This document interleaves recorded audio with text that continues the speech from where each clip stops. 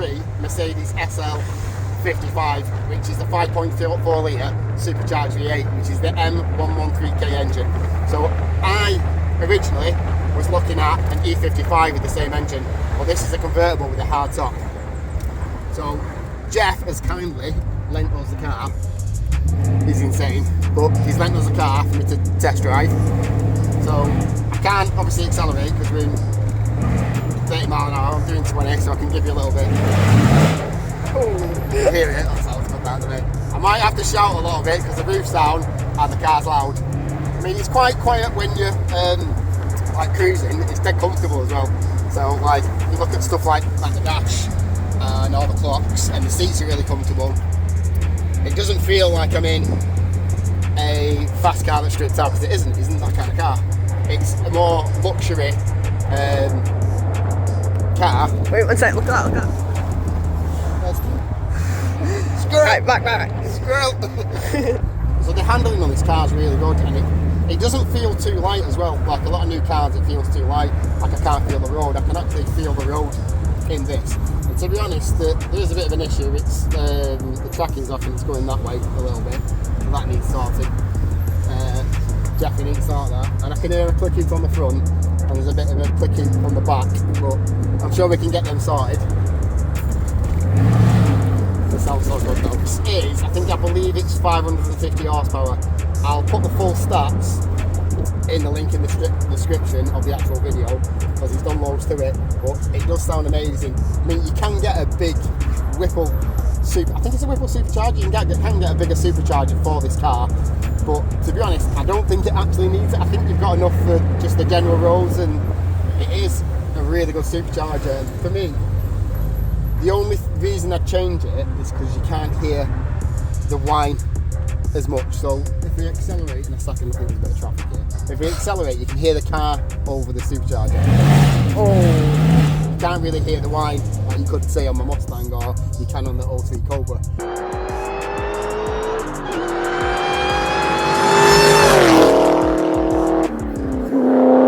This is on coilovers because he's got rid of the bag system, because that gets expensive when you get problems with it. So I'm sure coilovers are the better option, and to be honest, it doesn't actually feel that bad. I had coilovers on the other car and it feels like you're bouncing down the street, but this still feels comfortable. It is very low, so you've got to be really careful of the speed bumps. So the visibility in this car with the top's down is amazing, and like you can see all around it. Obviously you can see out the back because the top's down, but the front's really good. The mirror is a little bit small, but it is a sports car. And you can hear the drama as you're driving, and everybody is looking, even though I'm trying to not make them look when I'm driving, I'm trying to be quiet. But even if you touch the accelerator, so if I touch the accelerator slightly like this, you can hear the car. It's just trying to headbutt the ceiling.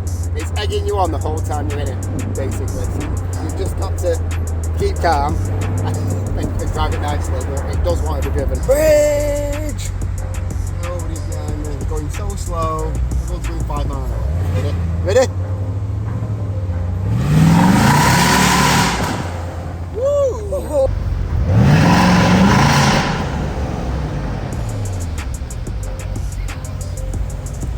I think really like acceleration.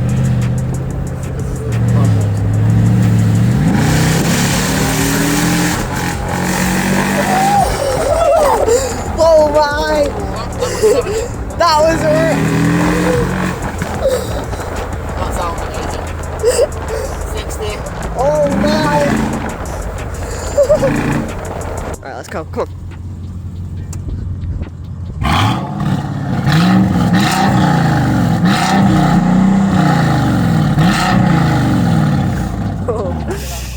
I think it sounds really good. Amount of fuel as well. Yeah, definitely. So you see these wheels here? Yeah, C63 wheels. Yeah, I think they look really, really good. I also AMG brakes. Yeah, but they do look like they've been hand painted. So right, this colour that's on this, it's like black with a pearlescent of green. Don't know if you can see it on here. I think the car was originally black, so it is a wrap at the top. Yeah, but it's still nice. Still really nice. Another thing is I like the blacked out badges on the back and on the front. And the interior, I think it's pretty nice. It needs a little bit of work, but oh yeah, the inside of the Mustang. Yeah, definitely. That was just retro looking. Yeah, I also, my favourite bit is the roof. Yeah, and you like the stance of it, but then yeah, it's a bit. So careful. It's a bit too low. This is the reason that you buy the car with Supercharged, so you can get kits with it. I'm not sure exactly what's on it, so you can get smaller pulleys to make it even more powerful. Listening for the supercharger. Tell if you can hear it. Oh, I can hear it a little bit at the end, but not when you're revving it. This engine has been hand-built by Dory. I don't know if I said that right, but pretty cool. If you're messing with the stereo, what happens is you'll lean over here and your arm touches the roof bit. And then it starts going, and then you've not realised you've messed about, and it starts dinging when you walk off because it's starting to put it up again. So you have to put it back down. Come on then, get it.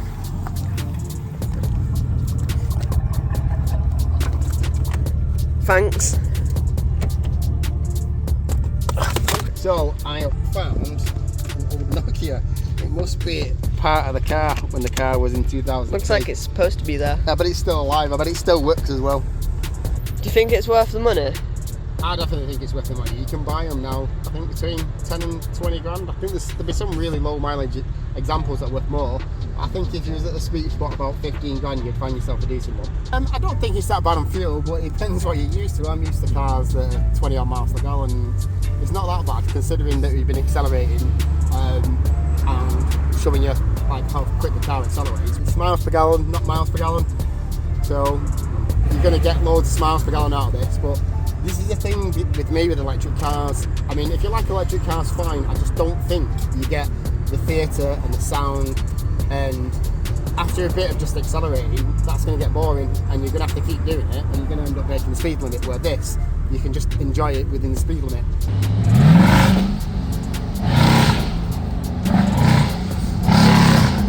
Alright, Harry? Yeah? You okay?